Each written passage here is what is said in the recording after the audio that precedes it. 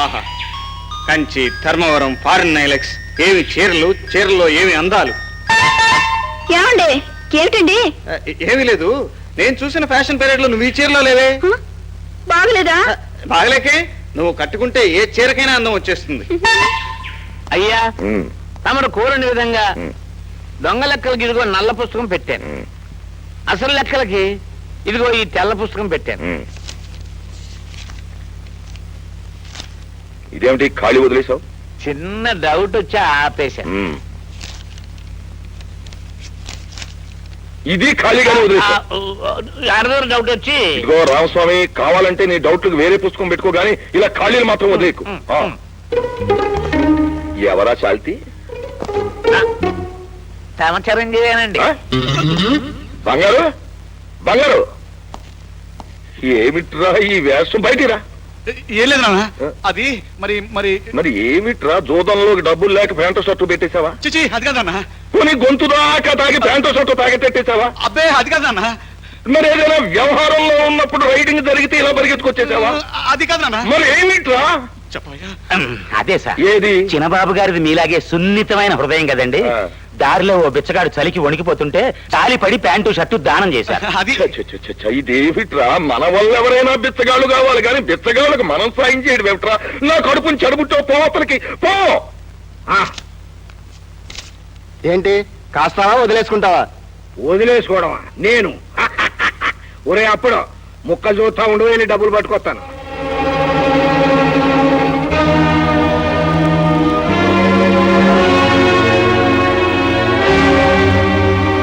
Show 3 ఏసులా ఓరినియా, నాకు వచ్చే 3 మూటలు దేనికి? తీసుకోరా చీరల మూట. ఆ చీర మూట పెట్టు. ఇదో కనకం, ఆ మూట నేను ఓడిపోయినా ఆయన తీసుకొని. వీల్లేదు. లోపలిగా. అవి అప్పు చేసి తెచ్చిన చీరలు. ఓహో, ఇదోటి వచ్చి పడిందా?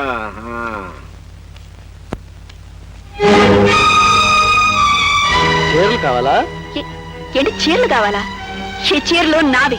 పందెం కట్టడానికి మా నాన్న ఎవడు, గెలుచుకోవడానికి నువ్వు ఎవడివి? ఓ అబ్బో, జోదంలో ఇది పందెం గాయచ్చా అది పందెం గాయచ్చా అని పెద్ద పెద్ద వాళ్ళే తల పగలగొట్టుకుని జవాబు దొరక్క ఎవడు ఇష్టం వచ్చినట్టు వాడు కాసుకోమన్నారే.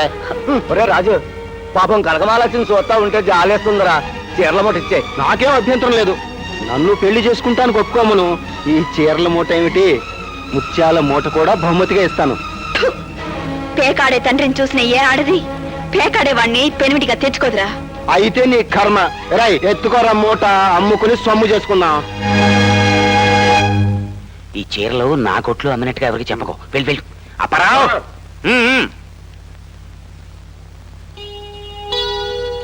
వరదలు అదొస్తుంది. రండి కనకమహాలక్ష్మి గారు, రండి. ఏమిటి, డబ్బు జమేయడానికి వచ్చారా? కొత్త చీరలు తీసుకెళ్ళడానికి వచ్చారా? క్షమించండి వరదరాజులు గారు, మీ దగ్గర అప్పుగా తీసుకున్న చీరలు పోగొట్టుకున్నాను. ఏమిటి, పోయాయా?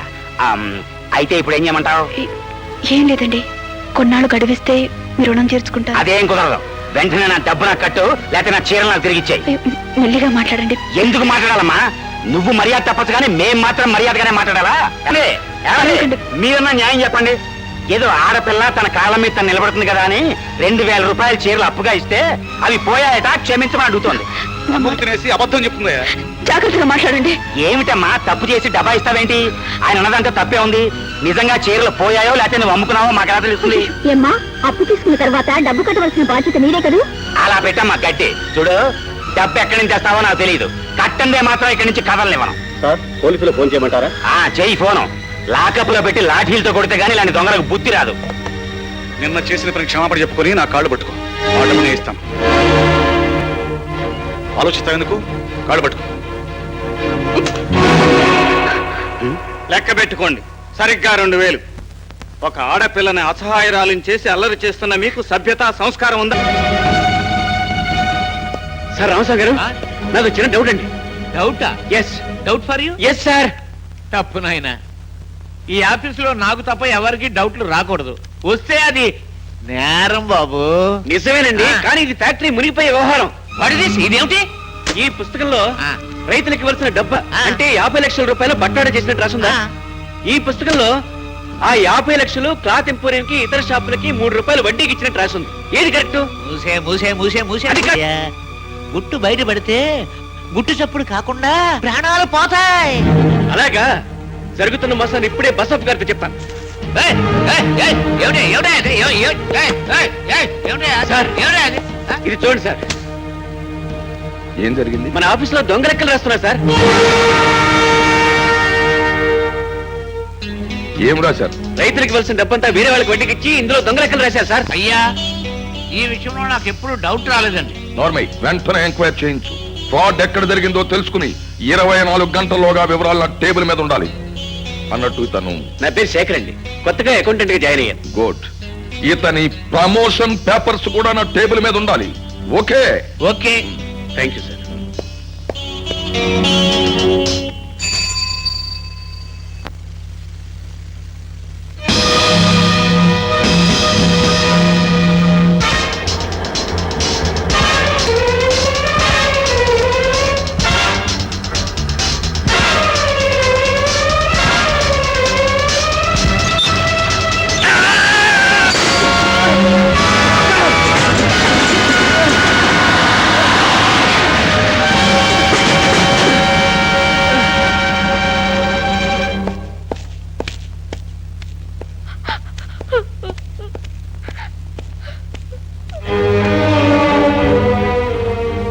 డాక్టర్ గారు పర్వాలేదంటారు?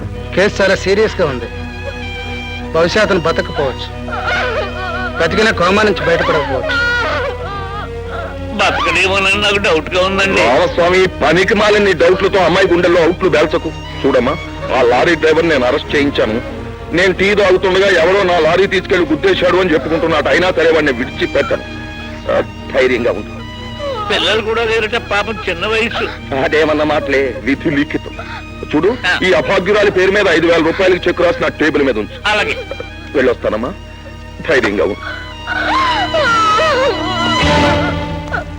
మాట్లాడలేని స్థితి. బోస్ బాబు అంటే మీరేనా? అవును. మా ఎస్ఐ గారు మిమ్మల్ని వెంటనే తీసుకురమ్మన్నారండి. వ్యవసాయం చెప్పకుండా ఏడకండి రమ్మంటావా? లారీ యాక్సిడెంట్ లో ఒక అతను గాయపడి హాస్పిటల్లో ఉన్నాయండి. అతను మీ బోస్ బాబుని తీసుకురమ్మని కలవరిస్తున్నాయండి. అతని పేరు శేఖర్ అండి, షుగర్ ఫ్యాక్టరీలో అకౌంటెంట్ గా పనిచేస్తున్నాండి. పదండి. ఒరే బోసా, కాగితాల మీద ఆడ సంతకాలు పట్టమాక. నేనే బోసు బాబు. నాతో ఏదో మాట్లాడాలన్నారు. నిజానికి మీరెవరో నాకు తెలియదు, కానీ ఒకరోజు ఫ్యాక్టరీలో మీరు బసొప్పును ఎదిరిస్తుండగా మిమ్మల్ని చూశాను. నా మనసులో మాట మీకు చెబితే న్యాయం జరుగుతుందని మిమ్మల్ని ఇక్కడికి పిలిపించాను. చెప్పండి. బసొప్పు దొంగ లెక్కలు రాయించి రైతులకు రావాల్సిన 50 లక్షలు కాజేశాడు. ఈ నిజాన్ని తెలుసుకున్నందుకే నన్ను లారీతో తొక్కించాడు. కేసు పెట్టిన నిలవదు. అందుకే మీకు చెప్తున్నాను, రైతులకు న్యాయం చేకూర్చండి. బసొప్పును నేరస్తుడుగా నిరూపించండి.